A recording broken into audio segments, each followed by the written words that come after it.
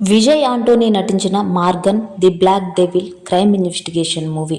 Murder mystery కథలు సింపుల్గా ఒకే రూటులో ప్రయాణం చేస్తుంటాయి.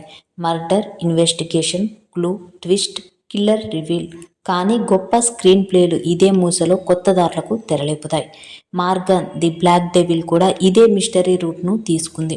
కానీ మార్గ మధ్యలో మాత్రం ఓ చోట తన రూట్ మార్చుకుంది. ఓ మర్డర్ మిస్టరీగా మొదలైన కథ అరవింద్ అనే పాత్ర ద్వారా అకస్మాత్తుగా సైకలాజికల్, ఆధ్యాత్మిక కోణాల్లోకి మలుపు తీసుకుంటుంది. నీటికి మనిషికి మధ్యన ఒక తాత్విక సంకేతాలు ఉంటాయనే కొత్త అంశాన్ని దర్శకుడు పరిచయం చేశాడు. అందులో ఒక తాబేలు ఎంట్రీ మైండ్ బ్లోయింగ్ అనిపిస్తుంది. ఎవరు చంపారు అనే ప్రశ్న కాకుండా ఎందుకు చంపారు అన్న యాంగిల్ని ఎక్స్ప్లోర్ చేశాడు దర్శకుడు. ఏదేమైనా ఫస్ట్ హాఫ్ వరకు టెన్షన్ని నిలబెట్టిన కథ రెండో భాగంలో ఇన్వెస్టిగేషన్తో స్లో అయ్యింది. అరవింద్ పాత్రకు అనవసరంగా ఎక్కువ ప్రయారిటీ ఇవ్వడంతో కథ పూర్తిగా అతని మీద డిపెండ్ అవుతుంది. చిక్కుముడులు వేయడం కంటే ఆ ముడులను విప్పే విధానం ఒక థ్రిల్లర్ సినిమాకి కీ పాయింట్. ఆ కీ పాయింట్ను లియో జాన్ పాల్ డీల్ చేసిన విధానం మైనస్ అనే చెప్పాలి. అందువల్ల 100 నిమిషాల పాటు బిల్డ్ చేసిన థ్రిల్ మొత్తం ఆఖరి 20 నిమిషాల్లో నీరు గారిపోయింది. కథనం సరిగ్గా రాసుకొని రీజనింగ్ అనేది ఇంకాస్త బలంగా ఉండుంటే మంచి సినిమాగా నిలిచేది. ఇక విజయ్ ఆంటోనీ ఇన్వెస్టిగేషన్ ఆఫీసర్గా చాలా సెటిల్డ్ పర్ఫార్మెన్స్తో ఆకట్టుకున్నాడు.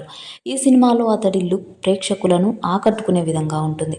అసలు ఇలాంటి లుక్లో అతడు ఎందుకు ఉన్నాడా అనేది ఫస్ట్ హాఫ్ మొత్తం రివీల్ చేయకుండా సస్పెన్స్ను క్యారీ చేసిన విధానం బాగుంది. అటు ఎమోషనల్ పరంగా ఈ సినిమాలో తండ్రి కూతురు, అన్నా చెల్లి మధ్య వచ్చే స్క్రీన్స్ ప్రేక్షకులను ఆకట్టుకుంటాయి. ఇంటర్వెల్ ట్విస్ట్ ఈ మూవీ సెకండ్ హాఫ్పై ఆసక్తిని క్రియేట్ చేస్తుంది. సెకండ్ హాఫ్లో వచ్చే స్క్రీన్ ప్లే గ్రిప్పింగ్గా ఉండడం వల్ల చాలా కుతూహలంగా అనిపిస్తుంది. ఇక ఈ సినిమా క్లైమాక్స్లో రివీల్ అయ్యే ట్విస్టులు ఆకట్టుకుంటాయి. దీనికి కొంచెం ఆధ్యాత్మిక చింతన అనే అంశాన్ని జోడించి దర్శకుడు భలే సెట్ చేశారు. ది బ్లాక్ డెవిల్ అనే ట్యాగ్ లైన్ ఈ సినిమాకు కరెక్టుగా సెట్ అయ్యింది. దాని గురించి తెలుసుకోవాలంటే ఈ మూవీ చూడాల్సిందే. మరి ఎలాంటి అశ్లీలత ఈ సినిమాలో లేదు. సినిమా ఒకసారి ఫ్యామిలీతో చక్కగా చూడొచ్చు. మరి ఈ సినిమా మీరు చూసినట్లయితే కామెంట్ చేయండి.